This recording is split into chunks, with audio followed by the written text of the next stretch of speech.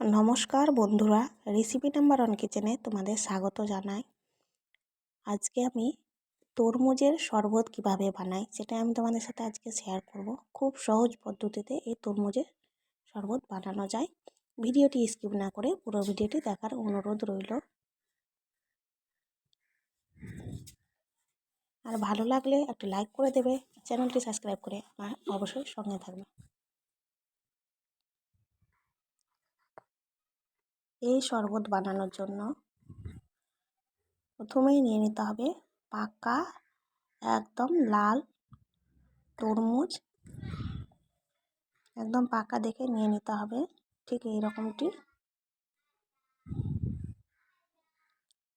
আর তরমুজের শরবত বানানোর জন্য কি কি নিতে হবে, লাগবে 4টি কাজু, চিনি গুঁড়ো, বিট লবণ আর বরফ। এবার আমি তরমুজটা লম্বা করে কেটে তারপর চৌকো করে কেটে নেব।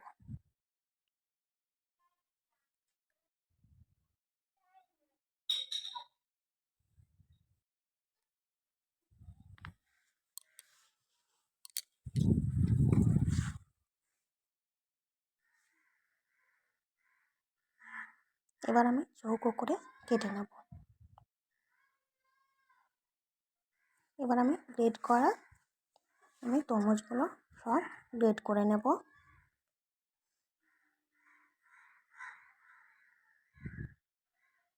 আমি বীজ সমেত এখন গ্রেড করে নেব, পরে বীজগুলো ফেলে দেব।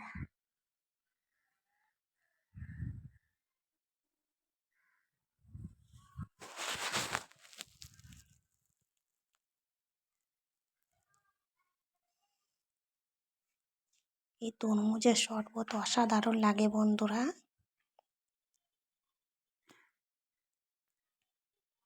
যদি তরমুজ হয় পাকা ও মিষ্টি।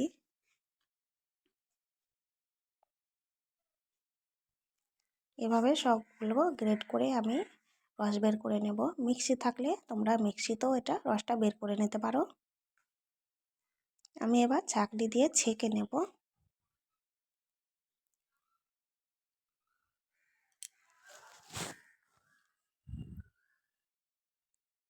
এবার আমি শাঁসগুলো ফেলবো না, বীজগুলো বেছে এই শাঁসগুলো নিয়ে নেব। বীজগুলো বেছে ফেলে দিয়েছি। এই শরবতে কোনো রকম জল মিক্স করতে হয় না। দিয়ে দিলাম চিনি গুঁড়ো। চিনিটা গুঁড়ো দেওয়ারই চেষ্টা করবে, এতে করে ভালোও লাগে আর সহজে মিশেও যায়। আর দিয়ে দিলাম বিট লবণ। এবার আমি একসাথে এগুলো ভালোভাবে মিশিয়ে নেব। সাদা যে বীজগুলো দেখা যাচ্ছে সেগুলো আমি তুলে ফেলে দেব।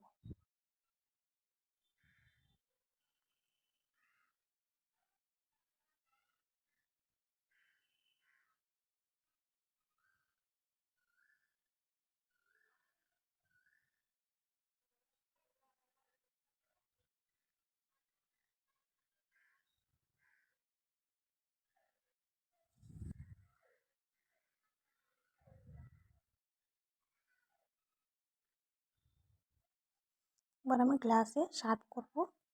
এটা কাঁচের গ্লাসে সার্ভ করলে দেখতে বেশি ভালো লাগে। সাদা গ্লাস আর লাল লাল শরবত তরমুজের মজাই আলাদা বন্ধুরা।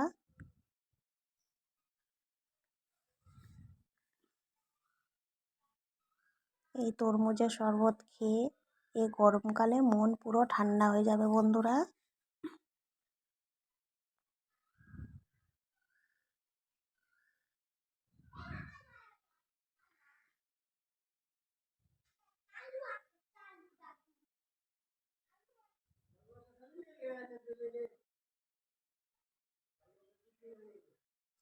এবার আমি কাজুটা গুঁড়ো করে নিয়েছিলাম, কাজুটা গুঁড়ো করে নিতে হবে, সেটাই আমি এর মধ্যে দিয়ে দেব।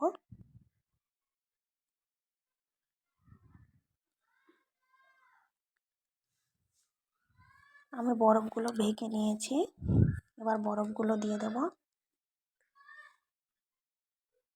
তোমরা চাইলে এটা লেবু দিয়েও সার্ভ করে নিতে পারো।